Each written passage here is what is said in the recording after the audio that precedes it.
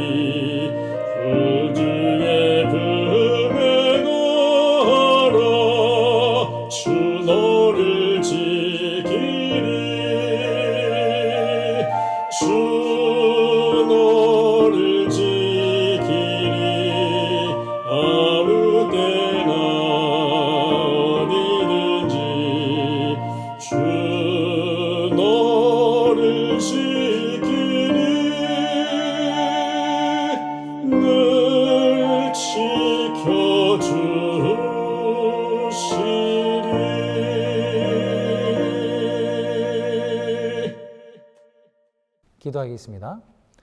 사랑과 자비의 아버지 하나님, 이 거룩한 안식일을 다시금 저에게 허락하시고 우리가 이 안식일을 기억하여 모두 다 인터넷상으로 주님 앞에 모여서 함께 예배드리게 해주시니 감사를 드립니다.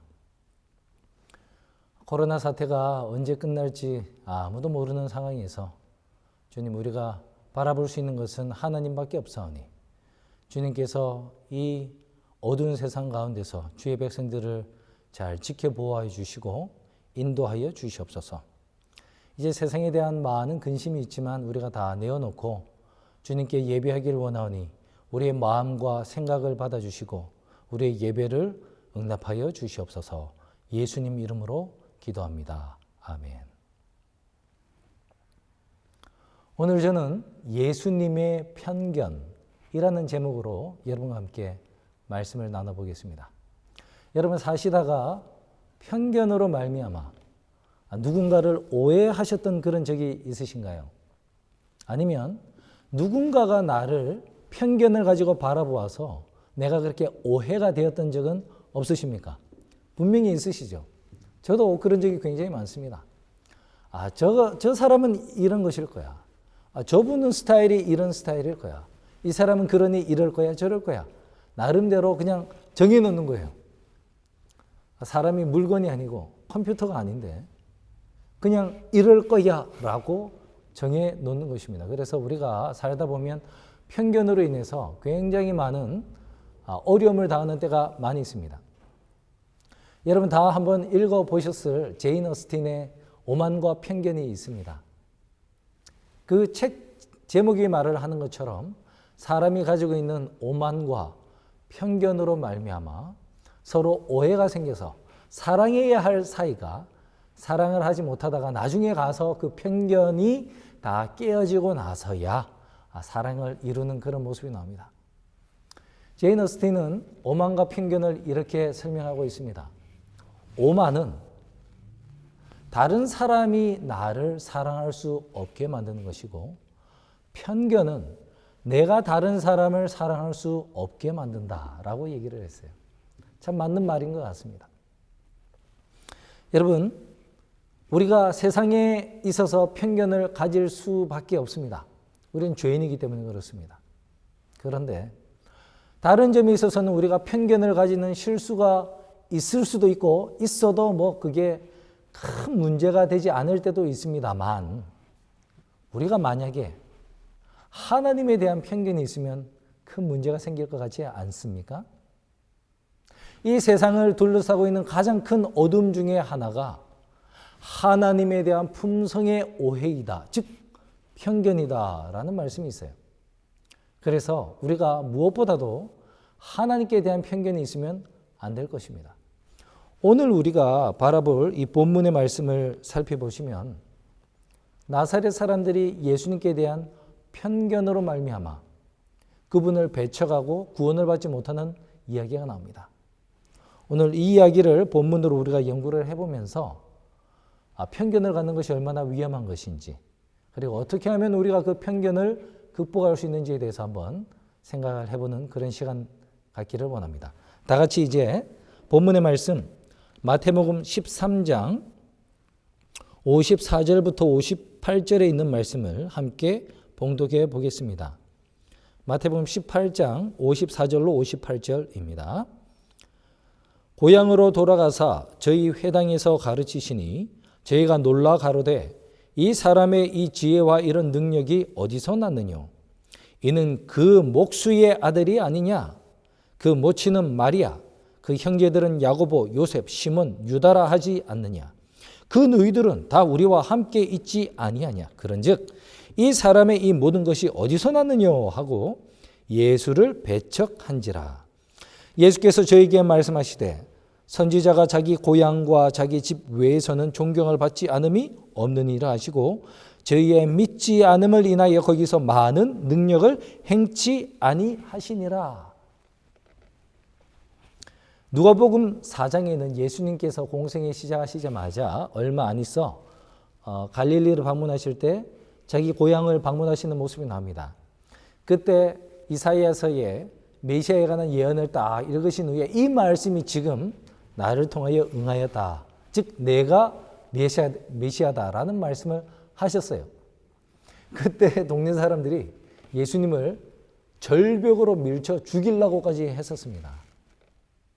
여러분, 그 동네 사람들이 다 여러분을 죽이려고 했다면 여러분은 그 동네에 다시 한번 가고 싶으시겠습니까?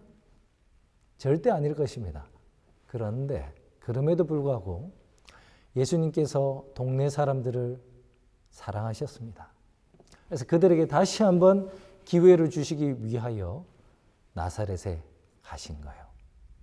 그런데 역시나 지난번처럼 절벽에 밀쳐서 죽이려고 하지는 않았지만 여전히 나사렛 사람들은, 나사렛에 있는 동네 사람들과 그 친척들과 그 가족들은 예수님을 메시아로 믿지 않고 그분을 배척하였다고 나옵니다. 왜 예수님께서 두 번이나 기회를 주셨는데 그들은 예수님을 영접지 아니하였을까요? 오늘 성경 말씀에는 이는 그 목수의 아들이 아니냐, 그 모친은 마리아고 그 형제들은 야고보, 요셉, 시몬, 유다 아니냐, 그 누이들은 다 우리와 함께 있지 않느냐. 그런데 어떻게 이 사람이 메시아라 하느냐. 즉 이 사람들은 예수님의 가족으로 말미암아, 예수님의 가족 형편으로 말미암아, 예수님이 자랑하신 그 동네 사람이라는 이유로 말미암아 예수님에 대한 편견을 가진 것입니다. 그 편견은 무엇입니까? 이 사람은 우리와 같은 사람인데 어떻게 당신이 메시아가 될 수 있겠느냐? 오늘 동네 사람들이 예수님의 가족들에 관한 언급을 많이 하였습니다. 그래서 오늘은 예수님의 가족에 대해서 좀 한번 살펴보겠습니다. 여러분 잘 아시는 대로 그 목수의 아들, 그 목수가 누굽니까? 요셉이었습니다. 요셉은 나사렛 사람이에요. 요셉이 마리아와 정혼을 하려고 하였습니다. 옛날에는 정혼이 하자마자 결혼을 하는 게 아니라 정혼을 하고 나서 한 1년 정도 있다가 이제 결혼식을 가지고 이렇게 같이 살게 됩니다. 그 떨어져 있는 사이에 하나님께서 마리아에게 성령으로 메시아를 잉태할 것을 얘기를 하시고 임신을 해버린 것입니다. 그거를 요셉이 알고 성경은 요셉은 의로운 사람이라 그런 죄가 있다면 결혼식 전에 애를 뱉다면 돌에 맞아 죽을 죄인데 가만히 파혼을 하려고 계획을 하였습니다. 그러자 천사가 나와서 그가 임신한 것은 어떤 다른 부도덕한 행실에서 된 것이 아니라 성령으로 말미암아 너희들이 기다리던 메시아를 구주를 잉태한 것이니 그를 아내로 맞이하여라. 그리고 나서 있을 때에 호정령이 내려서 그의 본적이 있는 베들레헴으로 가게 되는 것입니다. 거기서 예수님이 나오시고 아마 요셉은 거기서 사는 것이 나사렛에서 사는 것보다 낫겠다라는 생각이 들었나 봐요. 그래서 요셉 혼자 나사렛에 가서 가구를 다 정리하고 나서 밑에 와서 베들레헴에서 살고 있었습니다. 그러고 있을 때에 동방박사들이 도착을 했어요. 그리고 동방박사 때문에 헤롯이 메시아가 태어난 것을 알게 되고 아이들을 죽이려고 하고요. 그래서 꿈의 현몽을 받아서 애굽으로 내려간 것입니다. 애굽에 내려갔을 때 죽이려 했던 헤롯이 죽습니다. 그러니까 다시 올라와야겠죠. 그런데 헤롯 대신에 이제 헤롯이 죽고 나서는 그 아들들이 이제 이스라엘을 한 세 군데로 나눠서 분봉왕이라는 칭호를 받아서 다스리고 있었습니다. 그런데 베들레헴과 유대를 관할하던 그 지역은 헤롯 아켈레오라는 아주 성질이 난폭하고 아버지보다 더 괴팍한 사람이 왕이 되었다는 소식을 듣고 두려워서 그러면 차라리 그냥 다시 내 옛날 고향으로 돌아가야 되겠다라고 이제 고향 나사렛으로 돌아갔던 것입니다. 그래서 예수님이 나사렛 예수가 된 거예요. 자, 그곳에서도 목수일은 어디 가겠습니까? 목수일을 계속하면서 지냈습니다. 그러다가 요셉의 이야기는요, 예수님이 12살이 되어서 이제 예루살렘의 첫 유월절 방문에 올라가실 때 등장하고 나서는 예수님께서 공생애를 시작하시고 나서는 요셉이 한 번도 언급되지 않습니다. 그걸 볼 때 예수님의 육신적인 나이 12살부터 30살 사이에 그 육신의 아버지 요셉은 사망한 것으로 보는 것이 가장 합리적일 것입니다. 자, 그렇고 나서요, 이제 마리아 얘기를 한번 해보겠습니다. 당시 목수라는 직업은 굉장히 인컴이 낮고 직업적으로 볼 때 굉장히 낮은 직업으로 역임을 받았습니다. 여러분이 조선시대에 한 8개의 이 되게 직업이 낮은 사람들이 무시하는 직업이 있었어요. 기생, 광대, 또 백정, 이런 거 있죠. 그런 식의 굉장히 낮은 직업으로 이 목수도 여겨졌다고 여러분이 생각해 보시면 이해를 하실 거예요. 그런데 그런 집안에 마리아가 시집을 왔다는 것은 마리아도 집안 상태가 그렇게 좋은 상태가 아니었다는 것을 여러분이 이해를 하실 수 있을 것입니다. 그렇게 가난하던 마리아였지만 그 많은 여성들 가운데 메시아를 잉태하는 축복을 받았으니 그녀의 믿음은 정말 순수하고 하나님을 향하는 아름다운 마음을 가진 여성이라는 것은 우리가 다 인정할 수 있을 것입니다. 그리고 그녀는 예수님을 따르는 여인들 무리 중에 항상 등장을 하였고 예수님이 돌아가실 때는 육신의 아들로서 자기의 일을 다 하시는데 이제 늙은 모친을 공양하기 위하여 예수의 형제들이 아닌 자기의 제자 요한에게 부탁을 합니다. 그래서 요한과 남은 여생을 함께 보내시고 전해지는 기록에 의하면 에베소에서 여생을 마감했다고 알고 있습니다.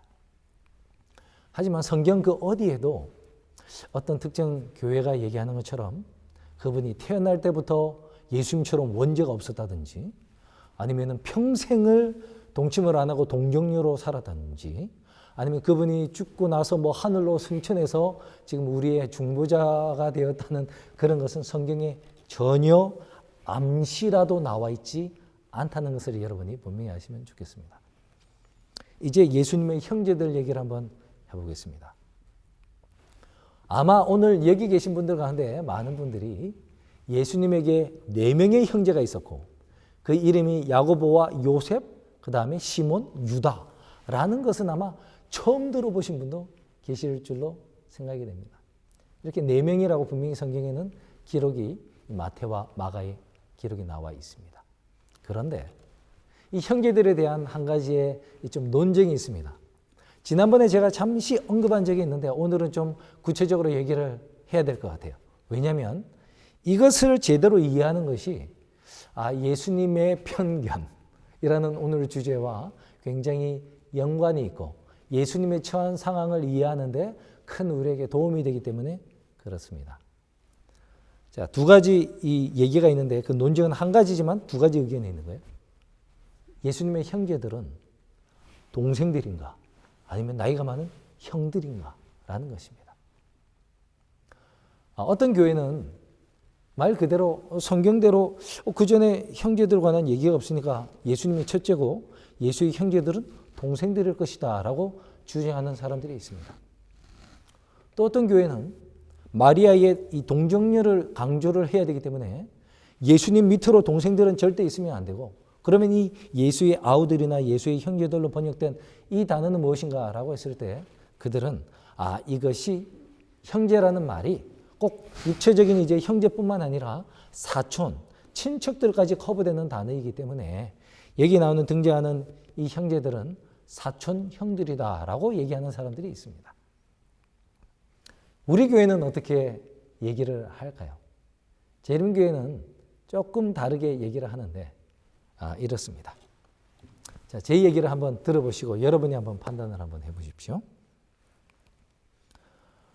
우리가 성경을 통해서 알 수 있는 것은요. 예수님의 형제라고만 되어 있습니다. 그 형제는 형인지 동생인지 그 단어 자체로는 몰라요. 그냥 브라더예요. 이게 올더 브라더인지 영걸 브라더인지 설명을 안 해주면 모르지 않습니까? 근데 성경에는 이게 영걸인지 올더인지 얘기가 없어요. 그냥 형제들이라고 나옵니다. 자, 그래서 우리가 전반적인 문맥과 이런 상황을 보고 우리가 판단을 해볼 수 있을 건데요. 첫 번째, 이 예수의 형제들은 성경의 기록에 의하면 예수님을 굉장히 반대하고 핍박하는 사람들로 등장을 합니다. 예수님을 향하여 미쳤다라는 표현도 하고요. 뭐 이렇게 해라 저렇게 해라 이런 식으로 예수님을 대적하는 모습이 나오고 믿지 않는다고 이렇게 나와 있습니다. 고대 근동의 이 동방 지역에 장자에 관한 특권은 굉장하고 그 형에 대한 동생들의 이 뒷받침은 가히 거역할 수 없는 그런 수준이라고 합니다. 그런데 만약에 이게 예수님의 동생들이라면 동생들이 맏형을 미쳤다? 이렇게 해라 저렇게 해라? 이렇게 말할 수가 있는가라는 점에서 동생이 문제가 됩니다. 또 2번째는요. 예수님께서 십자가에 달려 돌아가실 때 마리아를 누구에게 의탁을 했습니까? 제자 요한에게 의탁을 해요. 만약에 이들이 정말 예수님 이후에 요셉과 마리아 사이에서 나온 그런 동생들이라면 당연히 2번째 동생이 마리아를 모셔야 하는 것이 당시의 법입니다. 그런데 왜 예수님은 동생이 4명이나 있는데 4명한테 맡기지 아니하고 요한에게 맡겼을까? 단순히 예수님을 믿고 안 믿고 차이 때문에 과연 그렇게 할 수 있었을까? 그 당시 관습으로 볼 때 그렇게 한다는 것이 이해가 안 되는 것입니다. 그런데 역으로 만약에 그들이 요셉의 전처에서 나온 배다른 형제들, 즉 형들이었다면 그 두 가지 상황이 모두 설명이 돼요. 형들이니까 동생에게 야 이래 저래 막 반대하고 하는 것이 다 설명이 되고, 또 그들이 마리아가 직접 낳은 배에서 낳은 자식들이 아니기 때문에 그들이 마리아를 공경해야 할 의무가 없는 것도 다 해석이 되는 것입니다. 또 이제 한 가지는 뭐가 있냐면 이 예수의 형제들 가운데 야고보는 나중에 회심을 하여 사도행전 15장을 보시면 그가 예루살렘 총회가 있었을 때 의장을 맡고 있다고 나와 있습니다. 의장이라는 것은 우리 이 한국 문화에서도 장유 유서처럼 나이가 많은 사람이 높은 지위를 맡는 것이 그 당시에 이제 문화였고 법이에요.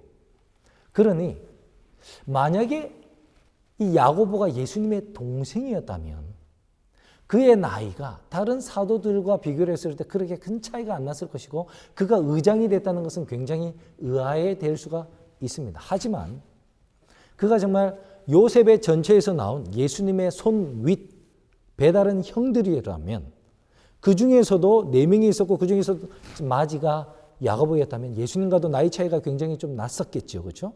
그렇다고 한다면 그 예수님을 따르는 사람들 가운데서 연장자 가운데 포함이 됐을 것이며, 그 연장자에 포함되어 있는 야고보가 의장을 맡게 되었다는 것은 아주 자연스럽게 또 설명이 되는 것입니다. 또 4번째는 아까 제가 언급한 것처럼 요셉이 예수님 12살 이후로는 등장하지 않는다 그랬잖아요. 그런데 이 마리아는 그 이후에 계속 등장을 한단 말입니다. 물론 뭐 요셉이 일찍 병에 걸렸거나 사고로 먼저 죽었을 가능성이 있지만, 만약에 요셉이 이미 전처와의 관계에서 4명의 자녀를 둔 나이가 좀 있는 호렙이었다고 한다면, 그런 상태에서 처녀인 마리아와 결혼을 했다고 한다면 요셉과 마리아의 나이 차이도 굉장히 났겠죠. 그래서 나이가 많았던 요셉이 좀 더 일찍 죽었다는 것이 또 설명이 되는 것입니다. 이렇게 4가지의 정황으로 바라볼 때 여기서 성경에서 등장하는 예수의 형제들은 아마도 요셉의 전처에서 나온 배다른 형들이었을 것이다 라고 유추하는 것이 가장 성경에 나와 있는 모든 문제를 다 설명해 주는 그런 올바른 해석이라고 생각이 됩니다. 또 우리 재림교회는 예언의 신이 있지 않습니까? 예언의 신의 빛이 있는데 시대소망 제9장의 투쟁의 시절을 보시면 예수님의 형제들을 요셉의 아들들이라 부르면서 그들이 예수님보다 나이가 더 많은 형들이라고 기록되어 있습니다. 이렇게 성경과 예언의 신의 빛을 따라 우리가 예수의 형제들을 바라볼 때 이들은 예수님보다 배가 다른 손 위의 형들이었다라고 이해하시면 성경이 아주 잘 해석이 될 것이라고 생각이 됩니다. 자, 여러분, 그러고 보니까요, 예수님이 처한 상황이 굉장히 낮은 곳으로 흘렀다는 것을 발견하게 됩니다. 이스라엘에서 예루살렘을 중심으로 있는 유다 사람들의 눈에 볼 때는 저 북쪽 갈릴리, 그 옆에 인근에 두로와 시돈이 있고 데가볼리가 있는 이방인들 사이에 위치하고 있는 갈릴리는 그 지리적인 위치 그 자체로 되게 죄적인 곳이다라고 무시를 했습니다. 그런데 이 갈릴리 지역 안에서 또 무시를 받는 곳이 바로 나사렛이라는 동네였어요. 나다나엘이 나사렛에서 무슨 선한 것이 날 수 있겠느냐라고 얘기를 하는 것이 그 증거입니다. 자, 이스라엘 가운데서 무시받는 지역이 갈릴리인데 갈릴리 사람들이 또 무시하는 곳이 어디라고요? 나사렛, 예수님의 자라나신 동네입니다. 그런데 그 나사렛 동네에서 또 무시받는 사람이 누구예요? 목수예요. 예수님 집이란 말이에요. 그런데 그 집안에서도 또 무시받는 사람이 누구예요? 배다른 동생으로 태어난 예수입니다. 정말 예수님이 처하신 상황은 정말 낮은 곳으로 어떻게 더 낮은 곳으로 임할 수가 없었을 것 같이 정말 낮은 곳으로 겸손히 가정을 선택하셔서 태어나셨어요. 이것이 우리에게 의미하는 것이 무엇이겠습니까? 많은 분들은 자기가 처한 집안의 상황, 나는 부모를 잘못 만났고 나는 환경이 이러하고 내 가정의 형편은 이러하기 때문에 나는 이럴 수밖에 없다라고 낙심하고 고민하는 사람이 있지 않겠습니까? 그런 분들에게 예수님께서는 나를 보아라. 나도 너희처럼 정말 가정 형편이 어려운 상황에 가장 낮은 곳에서 나도 태어났지만 죄를 짓지 않고 승리하였으니 그런 너희는 나를 바라보고 낙담하지 말고 승리하도록 하라 라는 그런 위로의 말씀을 주시기 위하여 중산층도 아니고 그냥 보통 집안도 아닌 정말 남들이 가장 낮다 하는 집안에서도 가장 낮은 사람으로 이렇게 예수님이 태어나신 것 같아요. 그러니 여러분, 이스라엘 사람들이 예수님을 바라볼 때 나사렛 예수라고 하는 편견을 가지고 이 나사렛 사람들도 이는 그 목수의 아들이 아니냐라는 편견을 가지는 것이 정말 예수님의 껍데기만 본다면 그럴 수밖에 없는 그런 상황 가운데 예수님이 계셨던 것이 맞습니다. 제가 만약에 그때 있었더라도 나사렛 사람들처럼 예수님이 메시아임을 발견하지 못했을 것 같아요. 그러니 제가 그때 태어나지 않고 지금 태어난 게 얼마나 감사한지 모릅니다. 여러분, 우리가 이렇게 죄인이고 사탄이 막 전해주는 잘못된 인포메이션으로 오해를 받아 누군가를 오해하는 일이 얼마나 많고 누군가에 대한 편견을 갖는 것이 얼마나 많이 있습니까? 죄인인지라 그럴 수밖에 없다 하더라도 그렇게 편견을 가지고 선택한 어떠한 행동에 대한 결과는 우리가 다 받는 거예요. 왜냐하면 결국 선택은 제가 하기 때문에 그렇습니다. 나사렛 사람들이 편견을 가지고 예수님을 거절했다를 이해한다 치더라도 그들이 예수님을 거절하였기 때문에 그들이 받아야만 했던 그 결과는 그들의 몫이었던 것입니다. 성경은 이렇게 얘기를 하고 있습니다. 저희의 믿지 않음을 인하여 거기서 많은 능력을 행치 아니하시니라. 저희가 믿지 않기 때문에 예수님께서 다른 가버나움이나 이런 곳에서 행하신 그 많은 권능을 행하지 아니하셨다 나와요. 근데 여러분, 똑같은 내용을 기록하고 있는 이 마가복음 6장에서는 좀 더 다르게 표현을 하는데 이렇게 나와요. 6장 5절에 이렇게 나옵니다. 거기서는 아무 권능도 행하실 수 없어. 이렇게 나와요.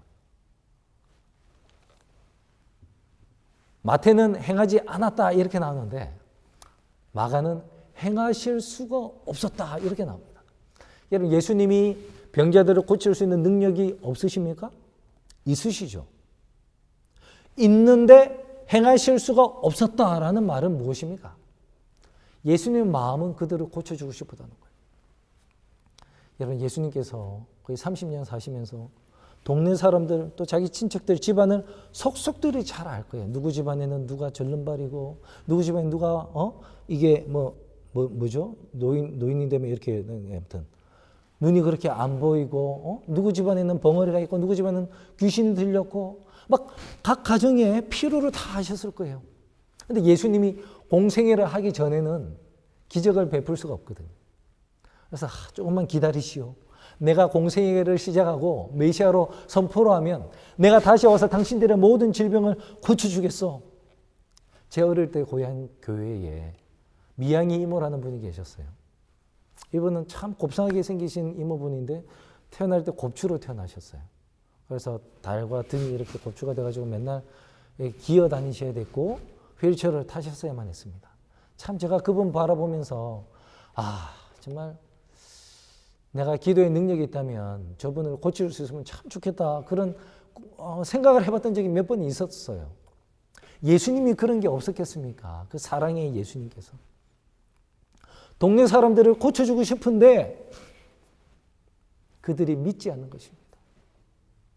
그래서 예수님이 능력을 행하실 수 있지만 행하실 수가 없었어요. 구해야지 구할 수 있는데, 구해야지 줄 수가 있는데 구하지 않으니 예수님이 능력을 행할 수가 없는 것입니다. 그래서 나사렛에서는요, 그 갈릴리 여느 지방에서 다 일어났을 법한 그런 일들이 한 번도 일어나지 않습니다. 예수님이 거하시는 곳, 집에 그 문부터 끝까지 줄을 쫙 서가지고 아픈 사람들이 줄을 서고 있는 모습이 없었고요. 절름발이가 깡충깡충 뛰면서 호산나 하는 그 찬양 소리가 없었고요. 벙어리가 처음으로 말을 외치면서 예수는 구주시다, 이분은 메시아다 외치는 찬양의 소리를 들을 수가 없었습니다. 각 가정에 밤늦게까지 너무나 기뻐서 깔깔깔거리면서 하나님을 찬양하는 여기저기 들리는 그 웃음소리가 나사렛에서는 들을 수가 없었던 거예요. 왜? 그들의 편견으로 예수님을 믿지 않았기 때문에 그렇습니다. 여러분, 이렇게 편견은 우리로 하여금 하나님께로부터 받을 수 있는 축복을 받지 못하게 만드는 거예요. 사랑할 수 있는 사람을 사랑하지 못하게 만듦으로 말미암아 내가 그 사랑하는 사람으로 받을 수 있는 놀라운 축복을 잃어버리게 된 것입니다. 그러니 여러분, 우리가 편견을 가지면 되겠어요, 안 되겠어요? 안 되는 것입니다. 그럼 여러분, 우리가 어떻게 편견을 극복할 수 있겠습니까? 편견은 쉽게 말을 하면 어떤 것입니까? 내가 잘못 아는데 내가 잘못 아는 것을 분명히 그게 맞다고 착각하는 거예요. 내가 잘못 아는데 내가 분명히 그렇게 믿는 것이 맞다고 스스로 믿는 것이 착각이고 그게 편견이죠. 그게 오해입니다. 그렇죠? 그러니 편견을 극복하는 첫 번째 방법은 무엇이겠습니까? 제대로 알면 되는 거예요. 제대로 알면 되는 것입니다. 우리가 하나님을 제대로 알 수 있는 방법은 무엇입니까? 하나님의 뜻과 계시가 나와 있는 성경이에요. 성경을 정말 감추인 보화를 찾듯이 간절히 기도하면서 사심이 없는 마음으로 하나님을 간구하면서 성경을 보는 사람은 성령의 인도를 따라 보화를 발견할 수밖에 없습니다. 하나님의 사랑을 발견할 수밖에 없어요. 텍스트북을 열심히 보시면 하나님을 우리가 오해 없이 편견 없이 바라보고 구원에 이룰 수 있음을 저는 믿습니다.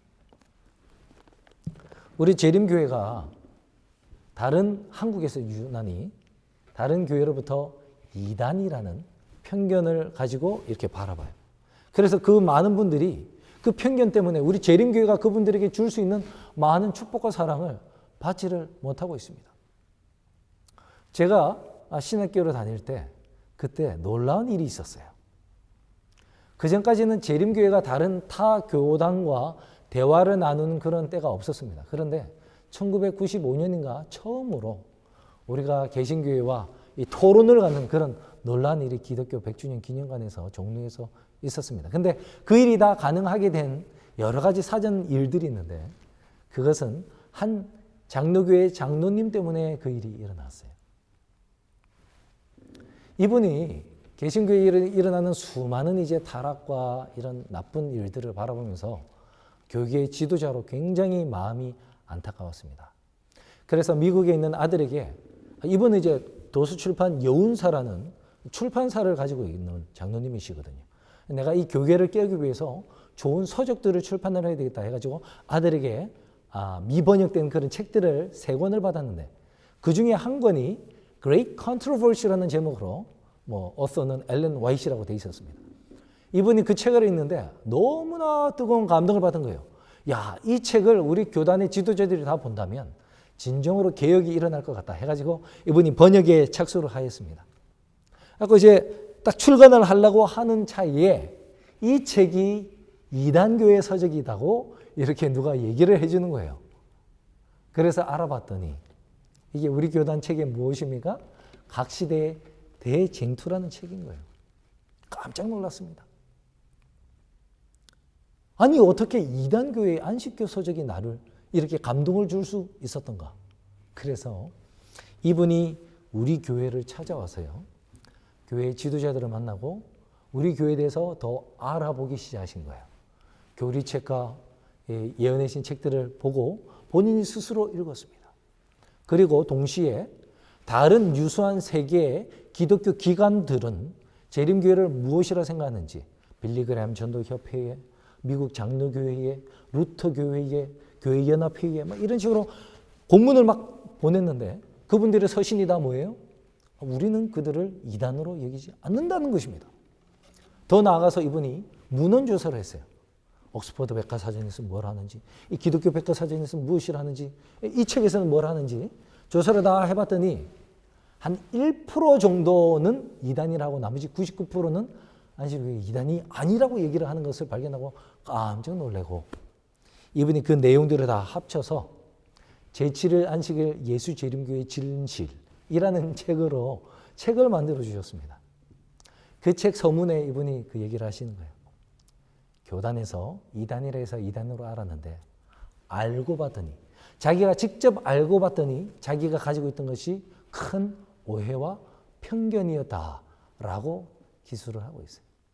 여러분, 그런 오해는 뭘 하면 돼요? 직접 알아보면 풀리는 거예요. 책을 보고 연구를 하면 답을 찾을 수 있는 것은 우리가 그렇게 알아서 정답을 알면 편견은 사라지게 돼 있습니다. 그런데 세상에 다 그렇게 정답이 정해져 있지 않는 게 있거든요. 특별히 사람에 관한 것은 더욱더 그렇습니다. 여러분, 한길 사람 속을 우리가 알 수 있습니까? 몰라요. 예수님께서도 사람을 판단하지 말라고 하신 것은 우리가 그 사람의 동기를 알 수 없기 때문에 그 사람의 속 마음을 알 수가 없기 때문에 우리 보고 판단하지 말라, 즉 편견을 갖지 말라는 그런 명령을 하셨습니다. 여러분, 그런 경우에서는 우리가 어떻게 해야 되겠습니까? 알 수 없는데. 여러분, 소크라테스를 그리스 사람들 가운데 가장 똑똑한 현인으로 우리가 쳐줍니다. 그렇죠? 네, 소크라테스가 한 유명한 말이 있다고 하죠. 내 자신을 알라. 그런데 그게 사실은 소크라테스의 직접적인 말은 아니라고 합니다. 여러 가지 설이 있는데 제가 알고 있는 설을 여러분께 말씀을 드리겠습니다. 내 자신을 알라라는 말은 델포이에 있는 한 신전에 신전 벽에 이렇게 명각으로 기록이 된 그런 말씀이라고 합니다. 하루는 소크라테스의 친구가 그 델포이 신전에 가서 신탁을 맡은 제사장에게 우리 그리스에서 헬라에서 누가 제일 똑똑합니까? 누가 가장 지혜롭습니까? 라고 물어봤더니 그 신전에서 신이 소크라테스가 제일 똑똑하다 이렇게 얘기를 했다는 거예요. 그래서 소크라테스에게 와가지고 야, 내가 오늘 신전에 가서 들었는데 우리나라에서 네가 제일 똑똑하대. 네가 제일 지혜로운 사람이래. 이렇게 얘기를 들려줬어요. 그랬더니 소크라테스가 깜짝 놀란 것입니다. 왜냐하면 자기는 아는 것이 아무것도 없다라고 생각을 하고 있었는데 아는 것이 아무것도 없다고 생각하는 사람은 똑똑하다고 했으니 뭔가 문제가 있다 해가지고 자기가 현명하다고 생각하는 현자들을 하나씩 만나서 토론을 갖기 시작합니다. 당신은 무엇을 알고 있습니까? 왜 그렇습니까? 이렇게 질문을 계속했어요. 여러 사람을 만나고 나서 이 사람이 한 가지를 깨달았습니다. 사람들이 안다고 하는데 막상 토론을 하고 물어보고 계속 해봤더니 자기가 안다고 하는 것을 알지를 못하더라는 것입니다. 알지를 못하는데 안다고 착각하고 있다는 거예요. 아무것도 모르는데 자기가 안다고 한다는 것입니다. 그래서 깨달았어요. 아하, 이 사람들은 자기가 모르는 것을 모르는데 나는 내가 모른다는 것을 아니까 그런 면에 있어서 내가 저 사람들보다도 똑똑한 사람이 맞구나. 여러분, 그런 것처럼 정말 우리가 사람에 대해서는 아무것도 모른다라고 겸손히 소크라테스처럼 고백하는 일이 좀 필요한 것 같습니다. 내가 저 사람 잘 알아. 저 사람은 이런 스타일이야. 저 사람은 혈액형이 AB형이고 저 사람은 B형이고 내가 막 경험해봤는데 말이야. 이런 식으로 우리가 사람을 판단하는데요.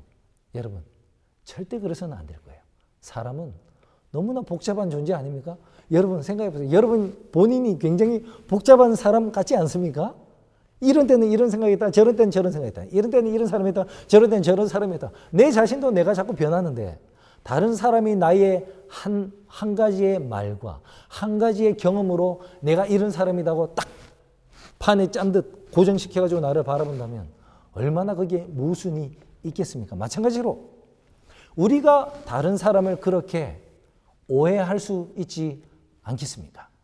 그러니 적어도 사람이 있어서는 우리가 저 사람을 잘 안다라고 얘기하기보다는 오히려 내가 잘 모른다라고 겸손하게 마음을 내려놓음으로 편견이라는 것이 아예 생기지 않게 하는 것이 가장 안전한 길이 아닐까, 그런 제안을 한번 드려보는 것입니다. 반면에 이 세상에 편견이 없으신 유일한 분이 한 분이 계시죠. 그분이 누구시겠습니까? 바로 예수님이십니다. 예수님은 우리와는 달리 그 사람의 속마음과 동기와 또 그의 미래를 다 아시는 유일한 분이시죠. 그렇기 때문에 예수님은 모든 사람을 편견이 없이 대하신다고 말하는 게 맞죠. 왜? 정확하게 알고 있으니까 예수님이 가진 그것은 편견이 아닌 것입니다. 어느 분이 이런 얘기를 해요. 예수님이 모든 것을 사람의 미래를 다 아신다면 왜 가룟 유다를 제자로 받아들이셨습니까? 유다가 자기를 배신하고 팔 사람인 걸 아셨다면 왜 가룟 유다를 자기 옆에 두셨어야만 했습니까? 자, 우리가 만약에 유다를 향하여 내가 볼 때 유다는 굉장히 똑똑한 사람인 것 같아. 저 사람은 하나님 사업을 굉장히 잘할 거야. 좋은 찍이지만 이것도 일종의 편견이 될 수 있죠. 또 반면에 만약에 우리가 미래는 알지 못했지만 내가 유다가 뭐 좀 이렇게 사람을 대하는 그걸 딱 보고 상처를 받아서 에이, 유다 저놈은 굉장히 음흉한 사람이야. 나중에 사고 꼭 칠 사람이지. 이렇게 마음을 가졌다면 저는 편견을 가진 사람이 맞습니다. 그런데 예수님께서 유다 저놈은 나를 팔 놈이야, 배반할 놈이지, 이렇게 말씀하셨다면 그거는 편견인가요? 아닌가요? 예수님이 그렇게 말씀하셨다면 그거는 편견이 아닌 것입니다. 왜? 예수님이 정확하게 그 속 사람을 알았기 때문에 그렇죠. 그런데 여러분, 예수님이 유다를 어떻게 대하셨습니까? 나는 네가 왜 나를 찾아온지 다 알아.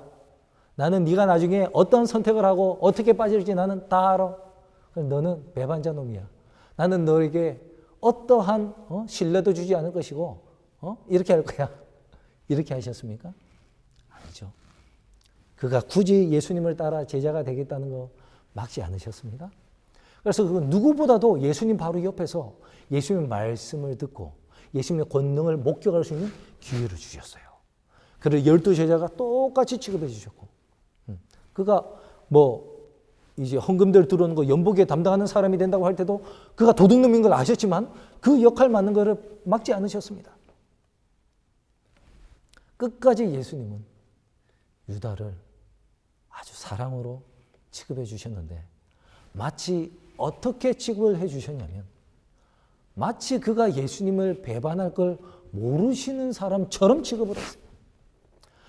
마치 이 유다가 나중에 하나님을 위하여 큰 사도가 될 사람으로 취급을 해 주셨어요. 마치 이 유다가 마지막에 가서는 진정으로 회심하고 예수님을 영접하고 베드로와 같이 회심할 그런 사람으로 취급을 해 주셨어요. 원래는 뭔데?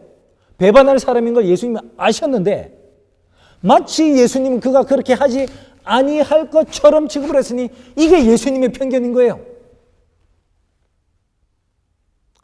분명히 이 사람은 딱 바라보니까 죄를 짓고 이런 선택을 해서 멸망에 빠질 사람인 걸 보는데도 불구하고 예수님 마치 그 사람이 언젠가는 예수님을 닮은 사람으로 변화될 수 있는 사람, 언젠가는 이 사람이 회심을 할 수 있는 사람으로, 언젠가는 이 사람이 하나님을 위하여 큰 일을 할 수 있는 사람인 것처럼 예수님의 편견을 가지고 그 사람을, 그 죄인을, 그 멸망받을 수밖에 없는 죄인을 대하시고 여겨주셨다는 것입니다. 그게 바로 예수의 편견이에요. 예수님은 모든 죄인들을 믿음, 소망, 사랑이라는 편견을 가지고 대하셨습니다. 여러분, 유다는 그렇게 했지만 유다는 그럼에도 불구하고 그가 잘못된 길을 선택하여 갔습니다. 하지만 항상 그런 건 아니에요. 여러분, 제가 오늘 예수님의 형제들 이야기를 했습니다. 사복음서에 나온 기록으로만 따지자면 예수님의 형제들이 예수님을 믿었습니까? 아니에요. 그럼 구원받겠습니까? 아니죠. 그런데 여러분, 도중에 어떤 일이 있었는지는 아무도 모릅니다만 사도행전 1장을 보시면 갑자기 마리아가 예수의 형제들과 더불어 120명의 그 다락방에서 열심히 간절히 성령을 받기 위해 기도하는 사람들로 나옵니다. 그 예수의 동생들로 번역이 됐을 건데요. 제가 다시 말씀드리지만 원어는 그냥 예수의 형제들입니다. 예수님을 배척하고 거절하던 그 형제들이 도중에 어떠한 일이 있었는지 모르지만 저 하늘나라에서 꼭 물어보고 싶어요. 도대체 어떤 계기가 있었는지. 이제는 예수님을 구주로 받아들이는 무리 가운데 있는 거예요.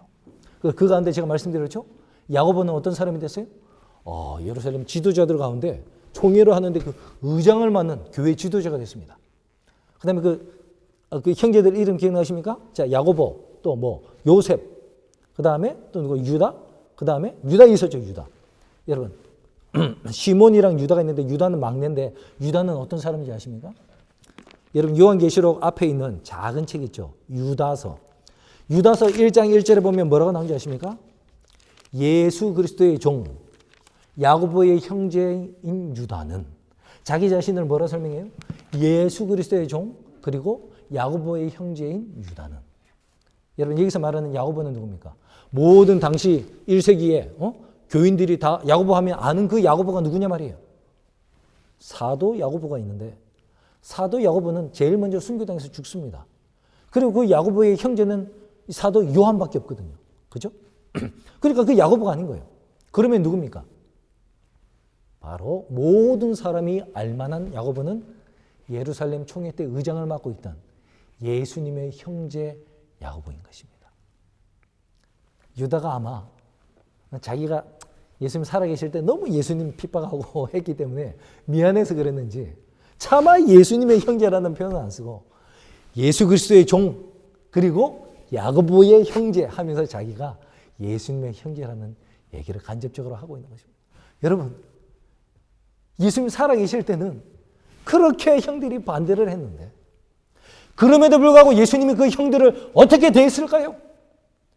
다른 유다 대하듯이, 다른 악인들 대하듯이 똑같이 믿음, 소망, 사랑이라는 희망의 편견을 가지고 그들을 대해 주셨지 않았겠습니까? 그리고 정말 나중에 예수님 부활 후에 그들이 예수님을 영접하고 이 교회의 큰 지도자가 되어서 이렇게 봉사하는 모습을, 성경도 쓰는 모습을 우리가 볼 수가 있습니다. 여러분, 이것이 바로 우리가 편견을 극복하는 방법이라고 생각됩니다. 아무것도 모를 때는 다 좋은 편견만 가지면 되는 거예요. 모든 사람을 대할 때 예수님처럼 이 사람이 변화될 수 있을 거야. 이 사람은 훌륭하게 될 거야. 이 사람은 무궁한 가능성이 있어. 믿음, 소망, 사랑의 편견을 가지고 우리가 사람들을 대하면은 모든 사람들이 그렇게 변화될 수는 없겠지만 많은 경우에서는 내 믿음대로 될지어다라는 말씀처럼 변화될 것이라 생각이 됩니다. 우리가 남편을 바라볼 때, 우리가 아내를 바라볼 때, 우리가 우리 자녀들을 바라볼 때 참 불만이 많죠? 얘는 이래, 이 사람은 이래. 이미 우리 살면서 이미 편견이 딱 쌓여졌어요. 근데 여러분, 그 편견이 쌓여진 채로 계속 살면 더 정말 이상하게 됩니다. 오만과 편견에 등장하는 이야기도 그런 거예요. 이 엘리자베스라는 이 여인이 달시라는 굉장히 좋은 남자인데 이 사람이 맨 처음에 만났을 때 이 여인에 대해서 좀 냉랭하게 평가를 하는 걸 어떻게 지나가다 듣게 돼가지고 그 편견이 그냥 빠진 거예요. 이 사람은 오만하다. 그 오만하다는 눈으로 계속 바라보니까 이런 오해, 저런 오해가 생기면서 나중에는 이 사람을 막 정말 미워하는 그런 상황이 됐어요. 그게 사탄이 하는 짓입니다. 우리가 정말 사랑하는 사람들, 우리 교회 형제 자매들, 우리가 이상한 편견의 눈으로 바라보도록 사탄이 유혹을 하는 것입니다. 여러분, 이제 오늘 여러분이 예수의 편견이라는 설교를 들으신 분들은 이제는 내가 믿는다, 내가 맞다, 내가 분명히 알아 라고 하는 그 모든 것들을 이제 겸손히 우리 내려놓읍시다. 내려놓고 그 이전에 가지고 있던 모든 편견을 다 없애버리고 오로지 예수의 편견, 즉 사람을 믿음, 소망, 사랑을 가지고 바라보는 그 예수의 편견을 가지고 우리도 그 편견으로 사람들을 바라보고 합시다. 그러할 때에 우리 주위에 있는 사람들이 놀랍게 변화될 것을 저는 믿습니다. 우리 주위에 있는 사람들이, 교회 안 나올 것 같은 사람들이 교회에 나오는 일이 생길 것이며, 예수를 영접할 것 같지 않은 사람들이 예수님을 영접하는 그런 놀라운 축복을 바라볼 것입니다. 왜냐하면 믿는 자에게, 구하는 자에게 하나님께서 축복을 주시기로 원하시고 계시기 때문에 그렇습니다. 아무쪼록 우리 모두가 예수의 편견을 가지고 세상 사람들을 대하여 예수님이 이루시고자 하는 뜻이 우리 가운데 성취되는 귀한 축복을 받는 저와 여러분 되시기를 간절히 바라면서 오늘 말씀을 마치겠습니다. 감사합니다. 이제 우리 다 같이 마치는 찬미, 두 주의 찬미 부르겠습니다. 마치는 찬미는 165장 오 나에게 주님의 사랑 부르시겠습니다.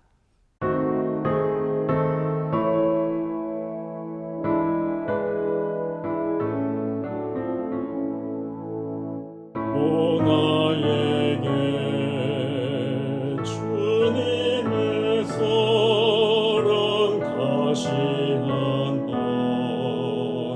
들려주오.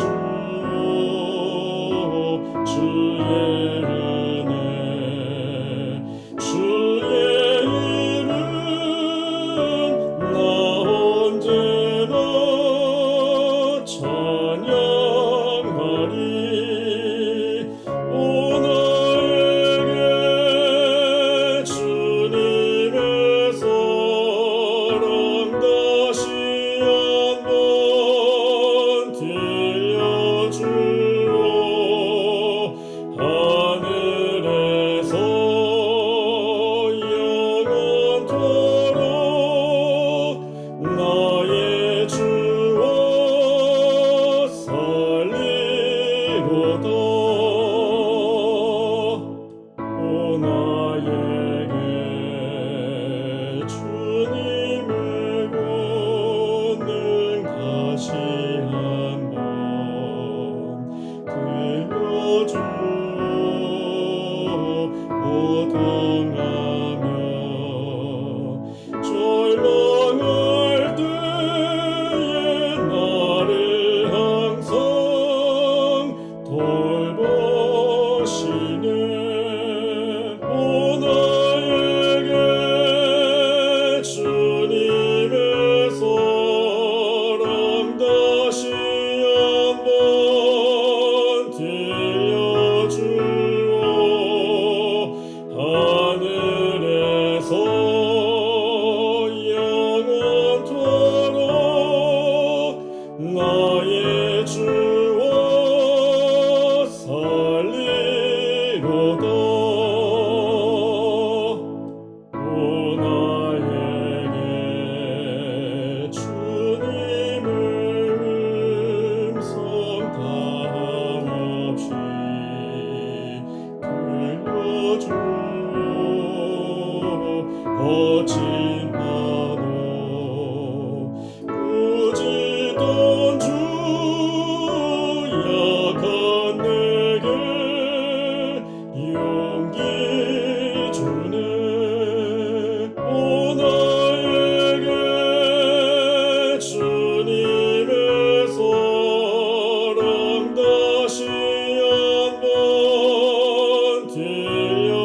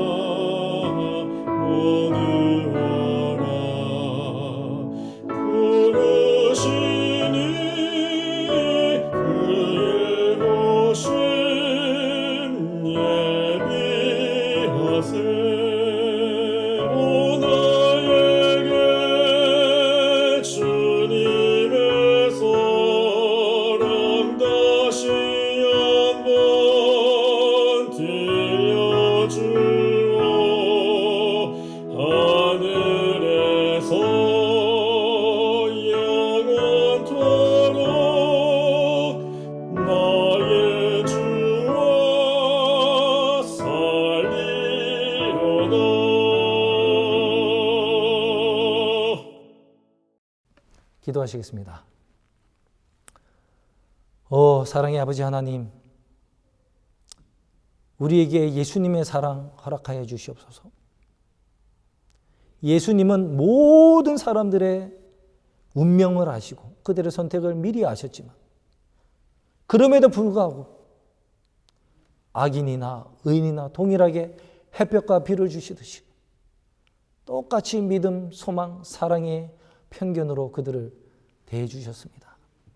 예수님, 우리가 정말 알지 못하면서 지금까지 안다고 잘난 척하고 사람을 판단한 그 죄악을 오늘 고백하고 주님께 용서를 구하오니 주님 우리의 죄악을 용서해 주시고 우리로 하여금 예수님처럼 정말 갈릴리의 나사렛의 그 목수 집안의 그 배다른 막내 동생의 그 낮은 위치로 우리로 하여금 처하게 하신 후에 우리가 겸손히 다른 사람들을 나보다 낮게 여기고 예수님처럼 믿음, 소망, 사랑이라는 이 귀한 편견을 가지고 우리 형제자매들을 대할 수 있는 주의 진정한 제자들 될 수 있도록 인도하여 주시옵소서. 이 모든 말씀 우리를 사랑하시는 예수님 이름으로 감사하며 기도합니다. 아멘. 네, 감사합니다. 이것으로서 우리 안식일 금요일 환영 예배를 마치도록 하겠습니다. 모두 평안한 밤 되십시오.